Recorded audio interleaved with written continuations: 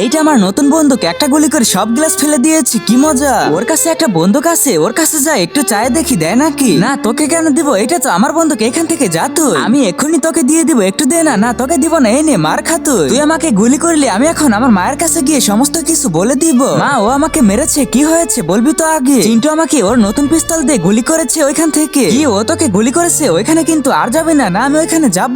আরে চিৎকার করিস না, দাঁড়া আমি এখনই তোকে একটা গুলি বানিয়ে দিব। এখন তো আর গুলি কেনা সম্ভব না, তাই হাতের কাছে পড়ে থাকা কিছু কাগজের টুকরা দিয়ে রাজুকে একটা অনেক শক্তিশালী বন্দুক বানিয়ে দিব এগুলো দিয়ে। এখন কাগজের তৈরি পাইপগুলোকে আস্তে আস্তে আঠা দিয়ে লাগিয়ে দিতে হবে। এই বন্দুকটা তো অনেক সুন্দর হইতেছে, আরো সুন্দর করে বানাতে হবে। রেডি হয়ে গেছে, বন্দুক বানানো হয়ে গিয়েছে। এখন এটা টেস্ট করি। রাজু এই নে। তার আগে তুমি দুধ খেতে ভালোবাসো না মদ খেতে ভালোবাসো? যদি দুধ খেতে ভালোবাসো তাহলে ভিডিওটিতে লাইক করে চ্যানেলটি সাবস্ক্রাইব করে দিও। এখন আমি এই বন্দুক দিয়ে সারাদিন খেলবো, তার আগে গ্লাস ফাটিয়ে দেখি। একটা গুলিতে সব গ্লাস পড়ে গিয়েছে। আমার বন্দুকের থেকে ওর বন্দুক অনেক বেশি শক্তিশালী। তোর গুলি আমি নিয়ে নিয়েছি, এখন আমাকে পিছু কর তাড়াতাড়ি।